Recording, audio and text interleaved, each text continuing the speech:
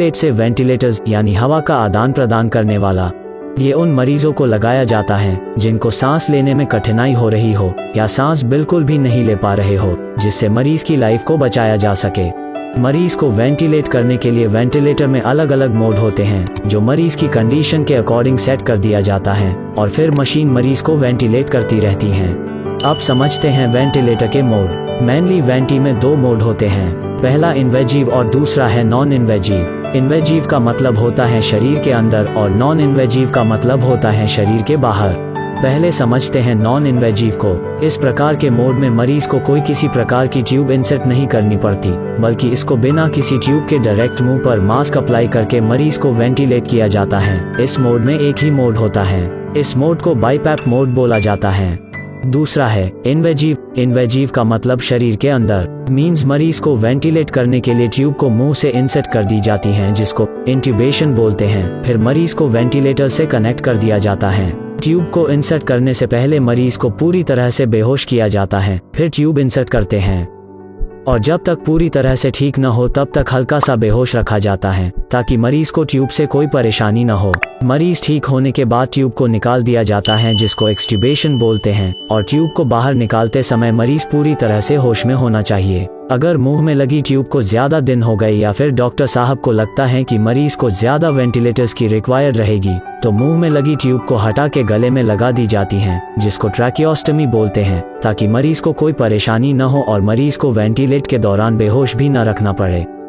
ये ट्यूब लंबे समय तक भी रख सकते हैं और कभी कभार तो इस ट्यूब के साथ मरीज को छुट्टी भी दे देते हैं। फिर जब इसकी जरूरत नहीं लगती तब हटा दिया जाता है। ट्रैकियोस्टमी को रिमूव करने को डीकैन्युलेशन बोलते हैं। इन्वेजिव मोड में भी अलग अलग मोड होते हैं और अलग अलग वेंटी में अलग अलग मोड होते हैं, जैसे pressure control, pressure support, volume control, इस तरह की सेटिंग्स होती हैं और उसके अकॉर्डिंग अलग अलग मोड होते हैं। मुख्यतः मोड इस प्रकार होते हैं: AC यानी असिस्ट कंट्रोल, VC यानी वॉल्यूम कंट्रोल, SIMV यानी synchronize intermediate mechanical ventilation, PRVC यानी pressure regulated volume control, IPPV यानी intermittent positive pressure ventilation, CPAP यानी continue positive airway pressure. ये सब अलग अलग मोड होते हैं जो मरीज की कंडीशन के अकॉर्डिंग अप्लाई होते हैं, जो इस प्रकार हैं। AC, VC व IPPV मोड को उस समय यूज करते हैं जब मरीज पूरी तरह से बेहोश हो।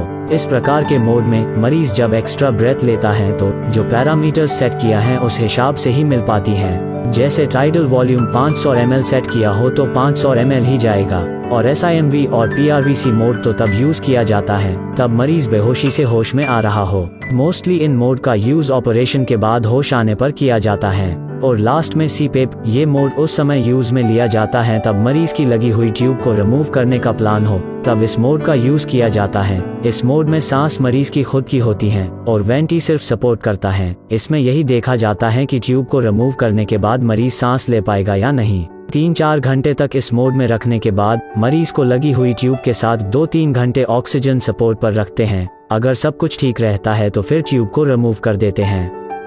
अब समझते हैं वेंटिलेटर्स के पैरामीटर्स जो मरीज को वेंटिलेट के दौरान सेट किए जाते हैं। पहला है FiO2 यानी फ्रिक्शन ऑफ इंस्पायर्ड ऑक्सीजन। इसका मतलब है जब मरीज सांस लेता है तब उस सांस में ऑक्सीजन की कितनी मात्रा है।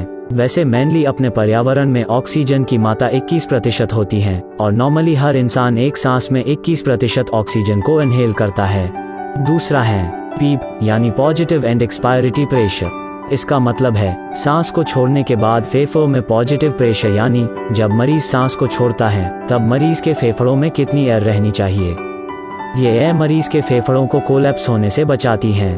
तीसरा है RR, इसका मतलब है रेस्पिरेशन रेट, यानी मरीज को 1 मिनट में कितनी सांस देनी है। चौथा है TV मींस टाइडल वॉल्यूम, यानी मरीज को एक सांस में कितनी हवा देनी होती है, इसको सेट कर दिया जाता है। इसको TV यानी टाइडल वॉल्यूम बोलते हैं। इस प्रकार से एक सांस में कितनी हवा देनी है, उसमें कितनी मात्रा में ऑक्सीजन देनी है और ये सांस 1 मिनट में कितनी बार देनी है और सांस छोड़ने के बाद फेफड़ों में कितनी हवा बचनी चाहिए, ये सब पैरामीटर्स सेट कर दिए जाते हैं। इन पैरामीटर्स सेट के अलावा भी वेंटिलेटर्स में अदर इम्पोर्टेंट पैरामीटर्स होते हैं जो इस प्रकार हैं। पहला है MV मींस मिनट वॉल्यूम, यानी 1 मिनट में मरीज ने टोटल कितनी एयर इनहेल की है। इसको कैलकुलेट करने के लिए रेस्पिरेशन रेट को टाइडल वॉल्यूम से मल्टीप्लाई करते हैं तो 1 मिनट में टोटल कितनी एयर इनहेल की ये पता चल जाता है। दूसरा है TVI मीन्स कितने ml एयर सांस के दौरान इनहेल की।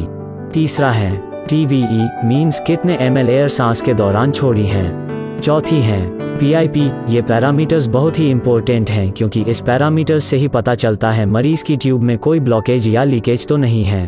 अगर ब्लॉकेज हैं तो ये प्रेशर हाई दिखाई देगी, अगर ये प्रेशर लो हैं तो इसका मतलब कहीं लीकेज